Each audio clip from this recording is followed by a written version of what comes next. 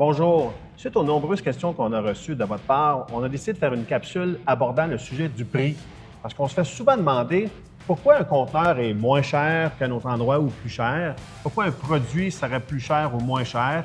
En fait, qu'est-ce qui fait varier les prix dans notre industrie?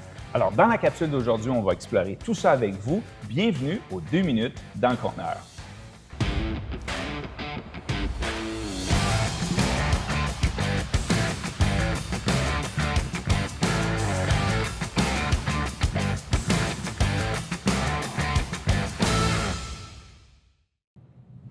Donc, pour bien comprendre dans notre industrie, qu'est-ce qui peut faire varier les prix à la baisse ou à la hausse, on vous demande de rester un peu plus que 2 minutes avec nous. Là, je pense que ça va être très important. Julien, quels sont les facteurs qu'on pourrait expliquer qui feraient monter les prix d'un projet? Le premier qui me vient en tête, c'est la complexité du projet. Donc, si votre projet est plus complexe, évidemment, ça va faire monter le prix de la facture. Tu dis évidemment, mais Oui. pourquoi? Bien, en fait, l'entreprise avec laquelle vous allez faire affaire, si votre projet est complexe, vont avoir besoin de faire de la conception pour votre projet. Ils vont probablement avoir besoin d'avoir des dessinateurs techniques. Donc, Des certifications. Des certifications aussi pour garantir les produits. Donc, tout ça va faire augmenter le prix de la facture. Ça fait bien du sens. L'autre aspect qu'il faut considérer quand on fait un projet qui va amener le projet à la hausse, le prix, ça va être le coût des matériaux. Donc, c'est sûr que si on fait un projet avec des matériaux de basse qualité versus de haute qualité, ça va influencer sur le prix. Donc, ça, c'est un autre facteur. J'imagine que tu vas me dire le prix du transport. Oui, bien, le transport va avoir une influence. C'est sûr que si nous, à titre d'exemple, on est à Vaudreuil, si vous voulez qu'on vous livre un projet à Sept-Îles, bien, c'est clair que la facture ne sera pas la même que si je vous livre quelque chose justement à Vaudreuil directement. Donc, c'est à vous de choisir l'emplacement de votre fournisseur pour pouvoir trouver la meilleure offre que vous avez besoin. Alors, Julien, tout ce que tu viens de nous expliquer, ça fait bien du sens. Maintenant, s'il vous plaît, parle-moi des facteurs qui font descendre le prix, s'il vous plaît. Le premier qui me vient en tête, c'est la disponibilité des matériaux. Vous savez que l'offre et la demande vont faire varier les prix. Si vous voyez dans les graphiques qu'on vous affiche, le bois d'œuvre, le métal, les conteneurs, on voit les courbes que ça varie au fil du temps. L'exemple que je peux vous donner, c'est pendant la pandémie, les prix ont tous été à la hausse, vous le voyez sur nos graphiques, mais les prix redescendent, puis l'entreprise qui bénéficie de ces prix-là devrait en principe vous les refiler.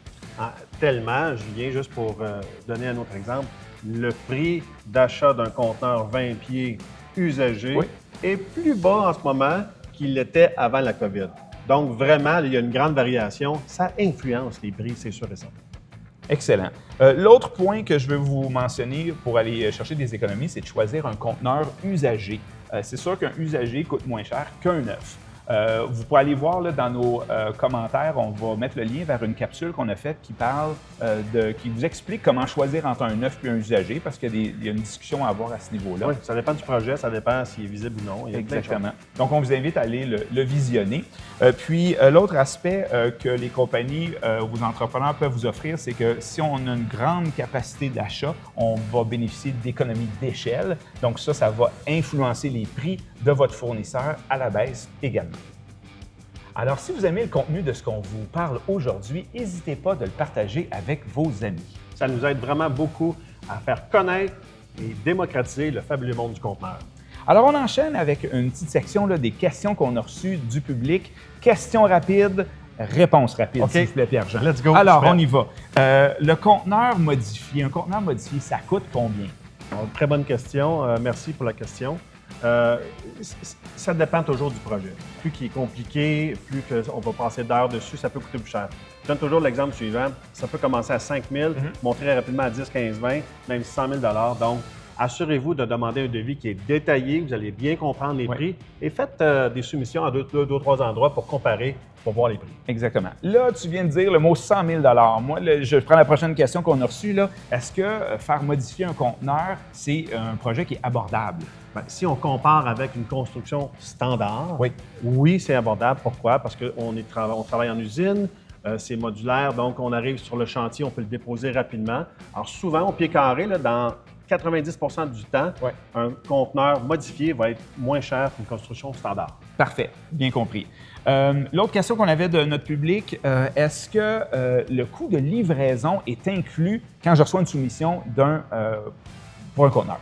Bien, la réponse, c'est Habituellement, non. Pourquoi? Parce que, évidemment, il n'y a pas un client, il n'y a pas une personne qui est au même endroit. Ouais. Donc, c'est dur d'avoir un prix unique pour le transport. On peut imaginer puis comprendre facilement que plus qu'on est loin de fournisseurs, comme on le disait tantôt, plus que le prix sera élevé. Alors, habituellement, le prix n'est pas inclus. Cependant, un fournisseur pourrait l'inclure, le cacher à l'intérieur du prix. Alors, je reviens à ce que je disais tantôt, une soumission détaillée, vous allez voir combien vous payez pour le transport. Exactement. Parfait. Est-ce que la grandeur du conteneur va influencer le prix? Parce que moi, dans ma tête, la réponse à ça, c'est que c'est clair que ça va l'influencer, mais c'est quoi la réponse? Ah, ça, c'est un mythe, hein, parce qu'on pense que plus que le conteneur est petit, Ouais. plus que le prix sera petit, mais c'est pas vrai. Je vous donne l'exemple suivant. Un conteneur 10 pieds coûte plus cher habituellement, et à 99 du temps, qu'un conteneur 20 pieds. Pourquoi? Parce qu'il est fait à partir d'un 20 pieds, soit usagé, qui est coupé en deux, et là, on doit avoir de la main-d'œuvre, du matériel de soudure, de l'acier, donc évidemment, le prix monte. Et sinon, il est fait à partir d'un duocon. Et c'est pas vrai. Et même, pendant la COVID, il y a eu un moment où les conteneurs 20 pieds étaient tellement rares qu'ils sont venus plus chers qu'un 40 pieds. Donc, Sérieusement, oui. Sérieusement. OK. Donc, mais habituellement, le 20 pieds est légèrement moins cher que le 40 pieds, mais pas le 10 pieds. Le 10 pieds, il est en ce moment, là, à Il est l'heure plus où cher. on tourne ça, il est plus cher. Dernière question qu'on a du public, c'est est-ce que je dois considérer des frais de douane avec un conteneur? Parce qu'on comprend qu'un conteneur, ça vient de l'international. Y a-t-il quelque chose à faire à ce niveau-là? C'est excessivement important de demander à votre fournisseur si les conteneurs sont dédouanés. OK. Pourquoi? C'est 6,5 du coût d'achat, c'est pas rien.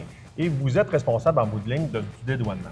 Donc, et il y a des pénalités, évidemment, s'ils ne sont pas dédouanés. Donc, vous pouvez demander en toute transparence à votre fournisseur de vous montrer et il devrait être capable de justifier et de démontrer que c'est dédouané. Exactement. Dernier point que je voulais aborder avec vous, c'est le coût d'achat initial du conteneur versus le coût pour la vie du conteneur. Donc, évidemment, si on va vers une option qui coûte vraiment pas cher, ça se peut qu'il y ait des frais afférents au niveau de l'entretien de votre conteneur. Donc, juste considérez ça quand vous faites votre achat. Est-ce que j'achète quelque chose qui va avoir une bonne durée de vie, puis combien d'argent je devrais mettre pour le maintenir? Un bon exemple, c'est Oui. la peinture. Oui. Si Oui. on fait affaire avec une entreprise qui fait juste peinturer par-dessus, il est fort possible que dans 6 mois, vous ayez des endroits où- regains de de rouille, rouille ou quoi ouais. que ce soit sur le conteneur.